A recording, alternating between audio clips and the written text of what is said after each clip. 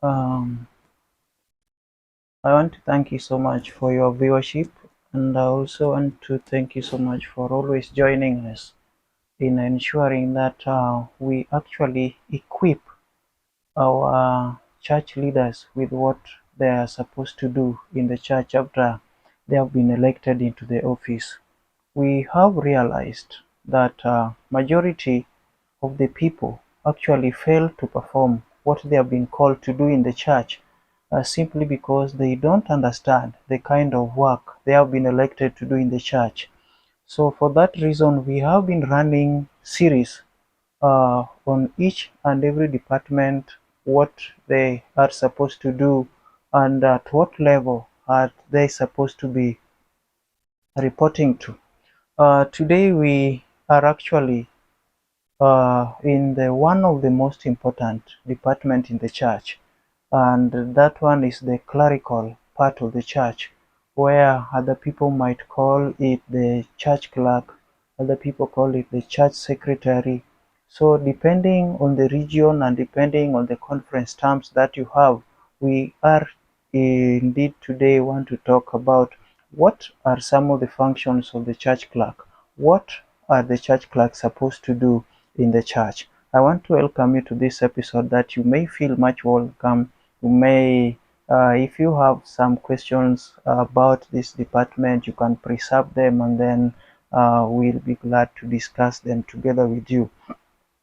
First and foremost, to begin with, church clerk is a very important office in the church, and as one of the executive department in the church, a church clerk is required to perform several duties which other people, in one way or another, they have not done it right. You realize that one of the main purpose of a church clerk in a local church is that a church clerk is the one that acts as an interpreter of the church policies in the church. When I talk about the church policies, actually I mean a church clerk should have a book referred as to the church manual.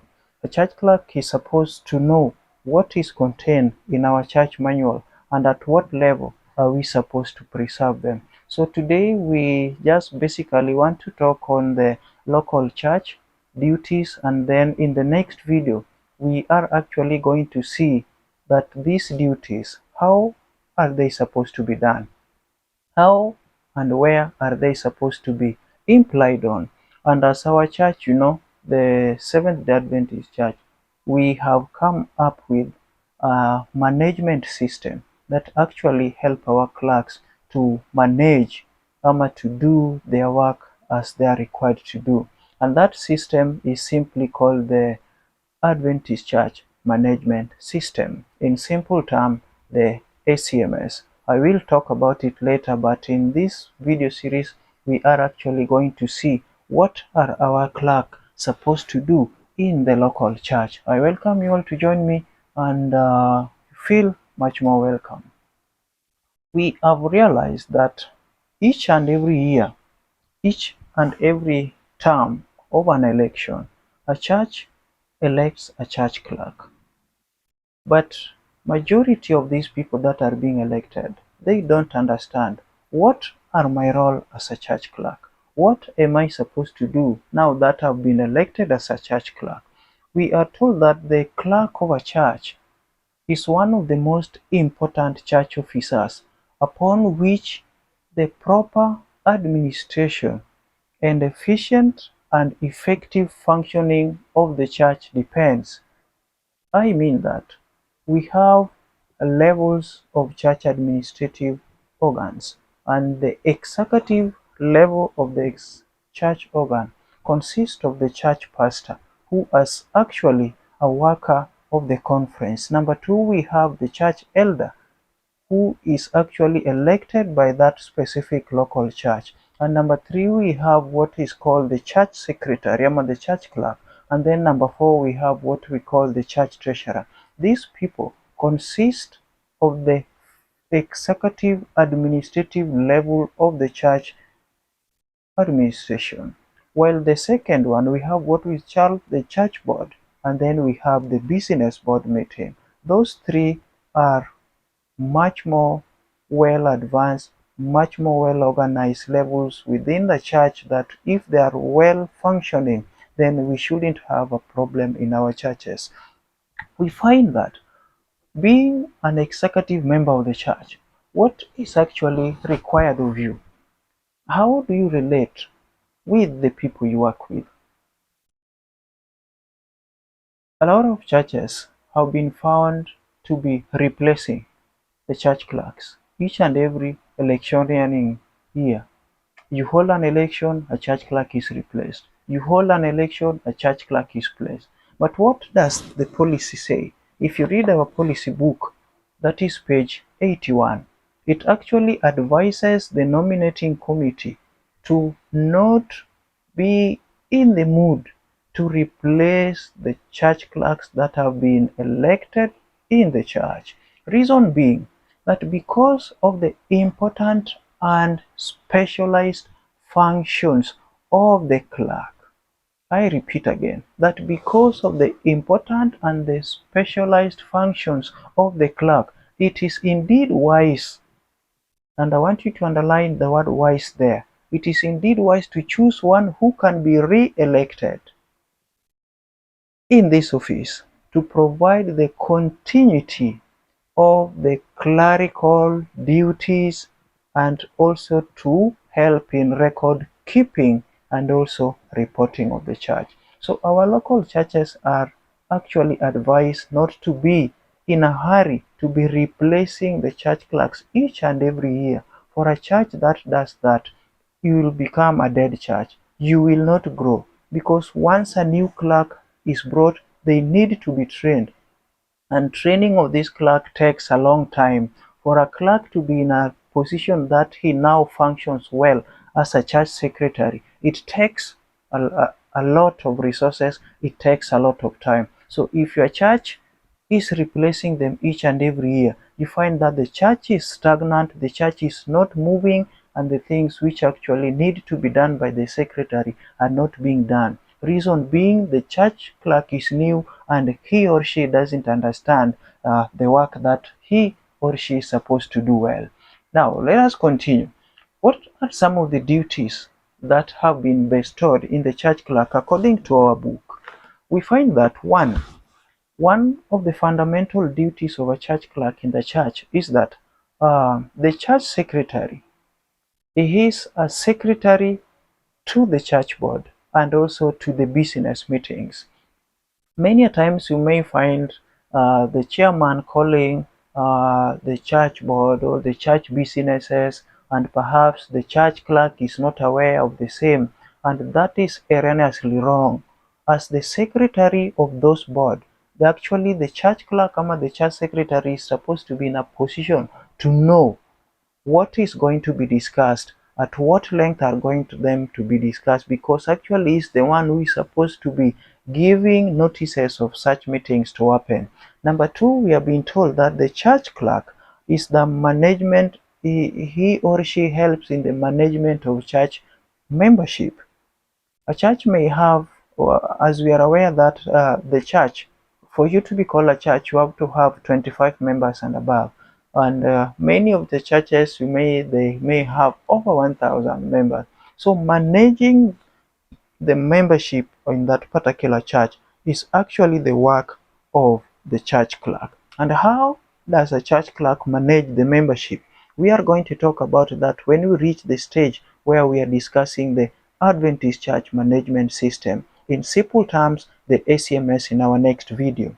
Number three function of the church clerk is that the church clerk helps in preparation of child dedication. Number one.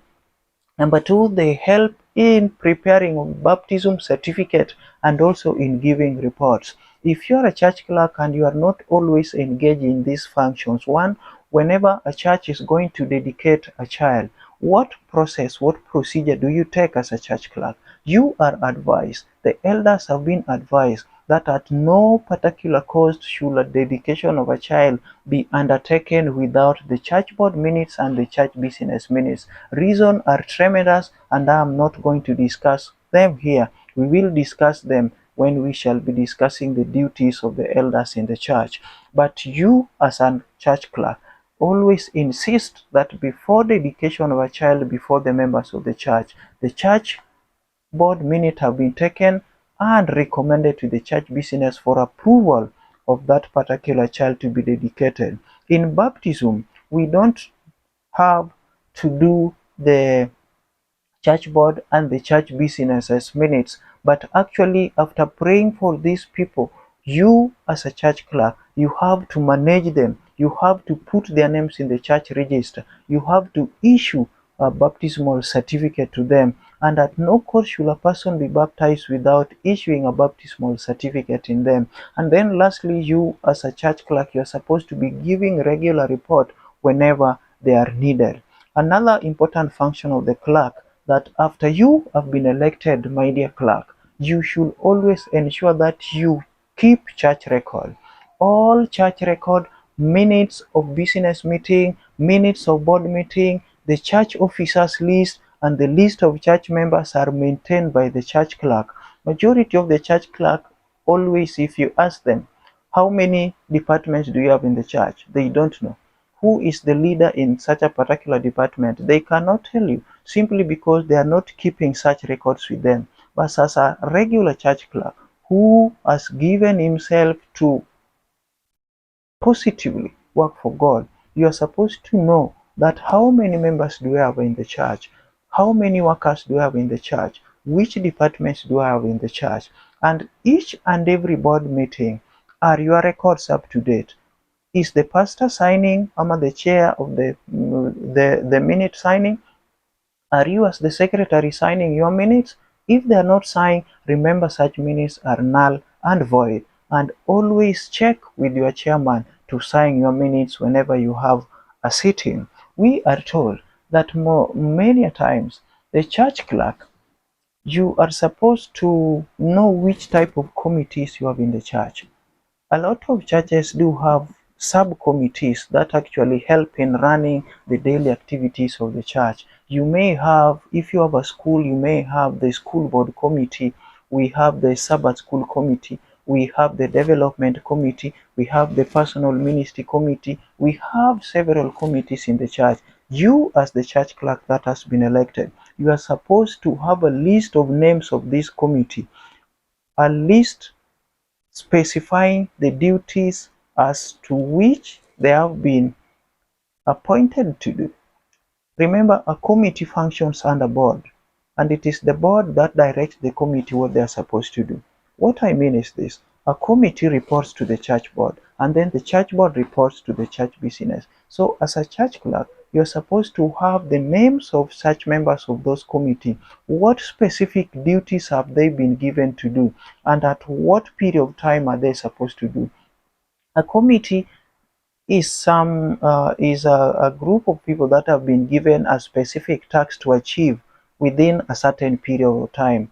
They are not like a church board that works for a longer period of time, but a committee might work for maybe 6 months, 3 months, doing inquiry here and there, and then after the lapse of their time, they report back to whoever gave them the mandate to do so. So in our church manual, this one here, pages 132, I think, and 135, it talks about the works of this committee. How are they supposed to function? We have been told that the clerk should make note of any committee that are appointed and give the chairman of the group of that committee a list of members making up that committee, along with the outline work of the committee is asked to accomplish. So are you as a church clerk in your church, how many committees do you have?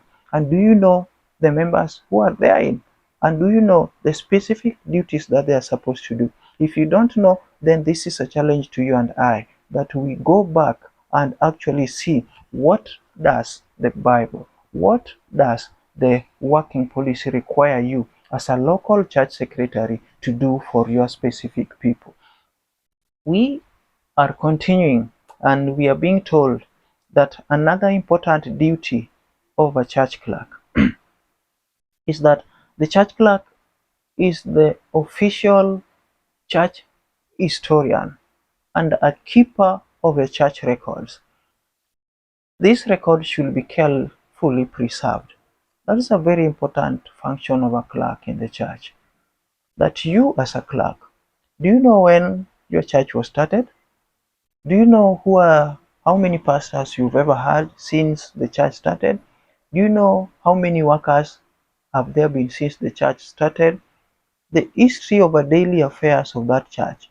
Do you know? If somebody come maybe from Australia, they want to know how your church started, how it has been moving until where it is now. Are you in a position to know as a church clerk? So if you don't know such a thing, just know that you have not been doing your work as a church clerk, because one, you are supposed to be a record keeper and historian of that church clerk. During your term as a church clerk, kindly write down very clearly what has happened, who were there, and what they achieved, so that when a new clerk come in, he or she picks up from where you have left, so that the church has a continuing history that somebody can maybe be follow to know what actually your church is. This one also helps during when your church is being given certificate. A lot of churches, when they are, do we call it ordination or something? When your church is being dedicated, actually, we need to know the history of that church. Before dedication ceremony of the church, a church clerk is required to actually stand up and tell the people who are present there how is the history of the church, who started the church, and by how many, how have they moved. So if you're not a church clerk who have not kept that record, kindly do so before the dedication ceremony comes to your church, which is done by the conference president of that area that you are in. Another specific duty of a church clerk, we are told that the church clerk handles transfer of membership in and out of our local churches. This one is witness as to why we have a backlog of so many transfers that are pending. If you kindly check within your district, within your conference, you will see that a lot and a lot and a lot of transfers are pending here and there, simply because our church clerks do not understand the kind of duty they are supposed to do as pertaining to the transfers of in and out of the churches. We have been urged that as a church clerk, in each and every sitting board that you have, one of the most important duty you as a clerk should do is to ensure that you actually present before the board the members who are transferring in and the members who are transferring out, so that when you do that, we will do away with the backlog that we have concerning the transfers. And also this one goes to our various district pastors that actually remind our church clerks to be in the forefront, to ensure that at each and every sitting that you have, you actually call for any member transfer that you may have within that specific church. And always our church clerk should ensure to remember this, that membership transfer has been given a duration of 6 months. A member's name should not be in your church for more than 6 months when actually the request have been made. If you have done the transfer out, if you have accepted the name to go out, the receiving church should actually accept the name within a specific period of time, not more than 6 months. And also, discussing the church membership doesn't require a full board. Here, the church clerk, who knows who is coming and who is going out, should just notify the district pastor, and then when the district pastor might be not around to handle the church board, he actually assign the duty to his deputy, who is the elder of the church, to actually convene a meeting so that a discussion can be held and these members who want the transfer should be transferred out. That one is an exceptionally done only to members who are clean. To members who have questions that need discipline in the church, A church board cannot sit down without a pastor in that kind of meeting to actually discuss such names. So always remember, as a church clerk, that these names, you are the one to present them to the church board for discussion.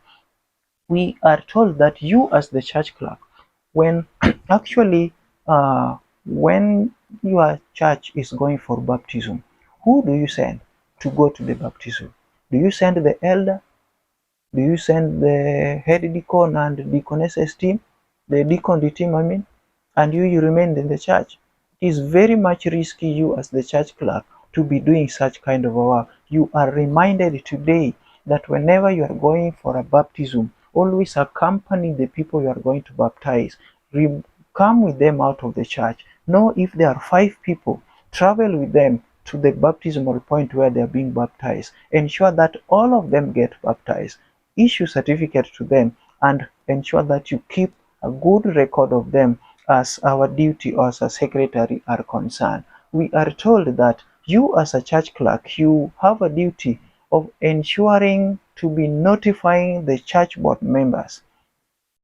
And this one you should take seriously. This is a matter that is done by the church clerk and not the church elders.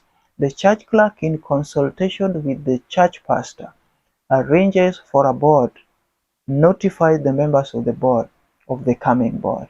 So this one you can give through notice in writing, notice in SMSs, but actually all the members of the board should be incorporated to know that we have a board sitting at a particular place, particular time, and the things that are going to be discussed in such a board. Ensure that you notify them and invite all of them to that kind of sitting. We have seen many times that maybe an elder just stand and announce the board. A pastor just stand and announce the board. The church secretary is in the dark. They don't know anything the board is going to be discussed upon. So how is he going to be part and parcel of the agendas to be discussed? So if you are in a church that the leaders are doing that, remember you are doing a wrong thing. The executive committee of the church pastor, the church elder, the treasurer, and the clerk are supposed to work as one. When they are going to the board meeting, the agenda is one, they support it as one team. Not one team knows what is discussed, another team doesn't know what is going to be discussed. So we highly recommend the harmony in working between those people that I have counted. Another important duty of the church clerk is that each and every quarter, as you are going for the Holy Communion, as you are preparing to take the Holy Communion, remember our duty as clerk is to give quarterly report, because we don't have much time in our churches to be doing regular report. But we highly recommend that at least each and every quarter you give a church the membership report of that particular church. So before you give this membership report, remember to do what is called an membership audit. You sit down with your church register, know how many are present, know how many are dead, how many are missing, how many are under transfer, so that by the time you are going before the people, you actually give a report that is accurate, a report that is verifiable, and a report that has a life for that particular church. So members who are missing, the church can give you a go ahead to mark them under missing for a follow-up to be started. And then another important duty of you as a church clerk, which majority of you are not doing, I know, is that you are supposed to furnish the church treasurer with all the invoices and bills in a timely manner. If your church is paying for electricity, is paying for water, is paying the church workers, the preparer of all this bill is in the office of the church clerk. Because one, you are the policy interpreter, you are the administrator of the church. So all these things are under your watch, that you are supposed to supply the church treasurer with such kind of bills. Another important function under that work is that after the church has really voted to maybe to undertake a function that requires monetary expenses, a church clerk, you are supposed to supply the church treasurer with the business number authorizing the church treasurer actually to remove money from the account and spend in that particular area. So as you, as the church clerk, ensure that you work hard hand in hand with your church treasurer in order for the movement of money to be flowing smoothly between departments. Never shall a church spend money without the approval of the church business, and the holder of the business number is the church clerk. Supply your church treasurer with such kind of business numbers for the accountability reason, for auditing reasons, and for every benefit of good work of the church. We are continuing with our duties of the church clerk, and we have been told that another important duty of the church clerk is actually to notify uh, the church pastor or the chairman of a church board or the church business that the quorum to hold a meeting is met. Majority of the churches, we normally have around 30 to 35 members of the church board. So a church, at the beginning of every year, you sit down and decide that for us to sit down as a board, because you cannot meet all those 30 people at the same time. You cannot meet all those 20 people at the same time. So a church board might sit down to make up some bylaws that guide the running of the church board. You can say that for us to sit on a board, we need around maybe 10 to 15 members. So actually it is the duty of the church clerk to notify the chairman of such a sitting that the quorum has been met and the church board can go on. In the church business, you do the same. How many members of baptized members do you have in the church? And what is the correct number that you need in order to conduct a church business? So it is your duty as a clerk to notify the chairman of the board of the correct numbers being met so that the business can go on. Another important duty of the church clerk in the church is that you are supposed to supply statistical information as may be requested by the church pastor or the conference official. We have a lot of reports that we are actually, as clerks, are needed to supply. So you should have those reports at your fingertips. Whenever your pastor requests for them, you shouldn't be taking your pastor rounds and rounds, maybe before you give it to them. You should have them. When demanded, when asked for, you give them because you keep those records. And what are some of the records that maybe a conference may require out of a church clerk to give? A church clerk, a conference may require that you give the current total membership of the church. It is not that the conference does not know how many members are in that church, but actually they want to know that are you doing your work as a clerk? Because where the conference sits, they know the total number of people in a particular church. But are you, as a member manager, do you know how many members you are actually managing in that particular church? So a conference may request for such kind of report. Number two, they may request for the people who have been added since the beginning of the year. How many people have you added through baptism, through transfer, through profession of faith? How many people have you added in your register? And then also they may require to know how many people have been removed or have been dropped. One, maybe through discipline, or maybe through transfer out, maybe through death. How many people have gone out? And then they want to know maybe the total people that have been disfellowshipped or dropped.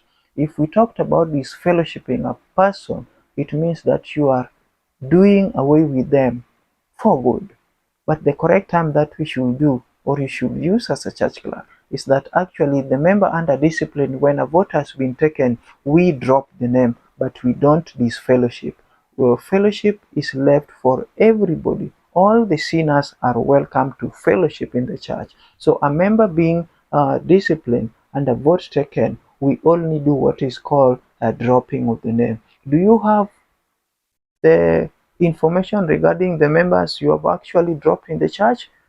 If you don't know, you have to go back and then check and then act on such kind of report. Another report that you may be required to undertake as a church clerk is a report of any action on previous discussion of membership. We may have members that are pending transfer.